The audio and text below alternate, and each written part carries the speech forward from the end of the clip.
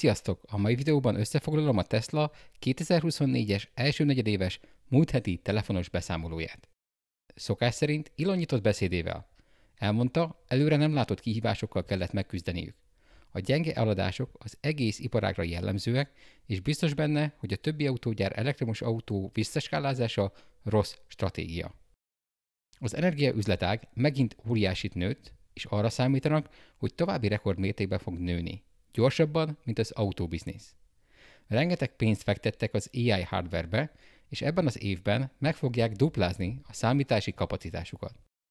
Felgyorsították a következő generációs autóprogramjaikat, jövő év vége helyett már év elején várhatóan, hogy jönnek az új modellek. De az is lehet, hogy még idén. A gyorsulást úgy érték el, hogy nem fogják megvalósítani teljes mértékben az Unbox modellt. A már meglévő modelljeik gyártási technológiáját keverik majd össze az új modellekével. Ezzel szerinte könnyedén elérik majd a 3 milliós kapacitást következő év végére. 1,8 millió emberhez jutott el az ingyenes FSD V12-es próba, köztük hozzám is. Ezen tulajdonosoknak a fele próbálta ki a már teljes mértékben neurális hálózaton alapuló önvezető szoftvert. Nem csak az előfizetés árát csökkentették $99, hanem aki meg akarja venni, az most már nem $12,000, hanem elég, ha csak 8,000 fizet.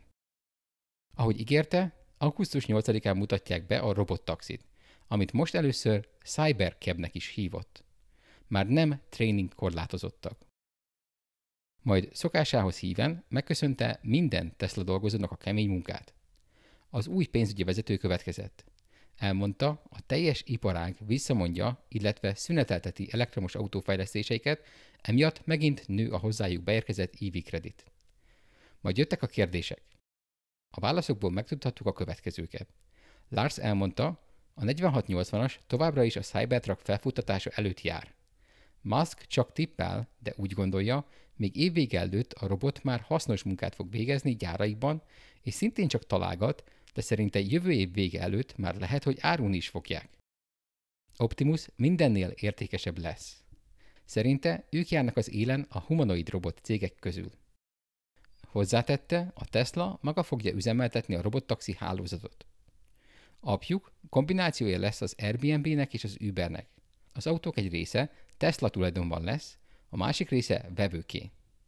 A szoftverben el lehet majd dönteni, hogy csak családtagoknak adjuk ki az autókat, akár olyat is lehet majd választani, hogy csak 5 csillagos utasokat vehet fel az autó. A tulajdonosok bármikor listázhatják, vagy éppen visszavonhatják autóikat. Eleinte 2-3 millió autó lesz a rendszerben, később több, mint 10 millió.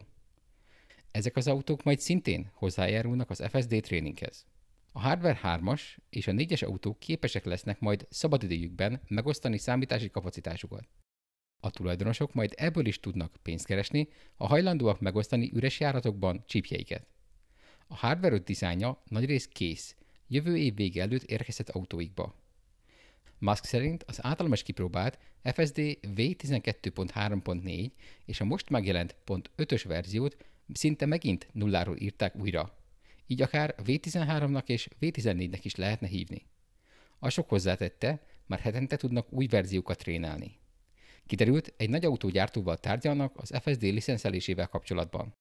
Ha megegyeznek, a másik félnek valószínűleg évekbe telik majd, mire integrálják a hardvert. Mindenhol elérhetővé teszik a supervised verziót, ahol engedélyt kapnak, köztük Kínában is.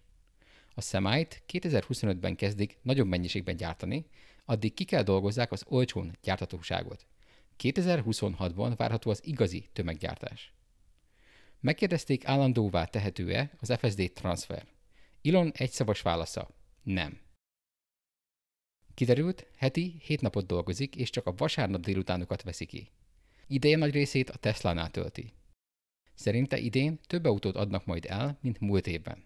Ha valaki nem hisz az autonómiában, az szerinte ne fektessen a cégbe. Musk szerint, ha ma elrabolják az UFO-k, a Tesla akkor is megoldja az önvezetést. A Terminátor jövőt megakadályozandó örülne, ha megmaradna a 25%-os részesedése. A 2018-as kompenzációs csomagját egyébként újra megszavazhatjuk április vége és a júniusi befektetői találkozók között. Legrosszabb esetben részvényeket vesznek majd vissza, hogy arányosan több részesedése legyen neki. Az elbocsátásokról többen is beszéltek. A lényeg, hogy sajnos időnként újra kell rendezni a sorokat.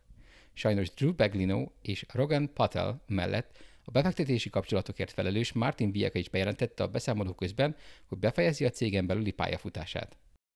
Amiatt, hogy egyre kevesebb autógyár akar elektromos autókat gyártani, ez igazából az ő magukra hajtja a vizet, mert így olcsóban juthatnak majd az akkumulátorokhoz. Őszintén meglepődtem, de ez volt az egyik legjobb és legpozitívabb telefonos beszámoló az utóbbi időben. Köszönöm minden Patreonos és YouTube támogatómnak is a támogatást, nélkületek nem lenne értelme ezen videókat elkészíteni. A hírekben látott videók linkjeit megtaláljátok a leírásban, az egyéb linkekkel együtt. Ha tetszett a videó és ti is szeretitek az innovációt, nyomjatok egy lájkot, ha szeretnétek hasonló videókat látni, kövessetek és kapcsoljátok be az értesítést, ha van valamilyen hozzáfűzni valótok, kommenteljetek.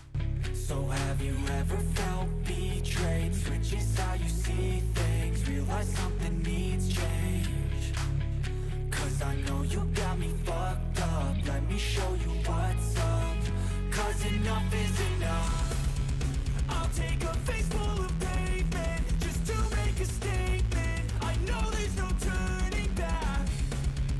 Oh God, adrenaline wasted, so mad I can taste it. I know there's no turning back.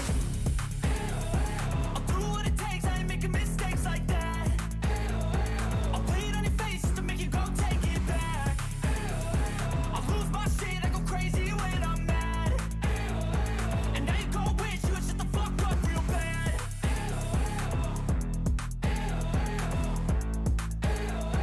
And now that I'm gone, yeah, I know there's no turning back.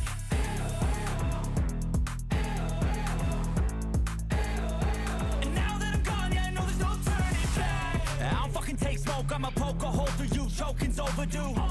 Come at me and you won't get any older, dude. Crack your holder too. Heating up inside of me, blood so violently. Thanks for trying me. Now it's finally time to see how this rivalry becomes a dynasty.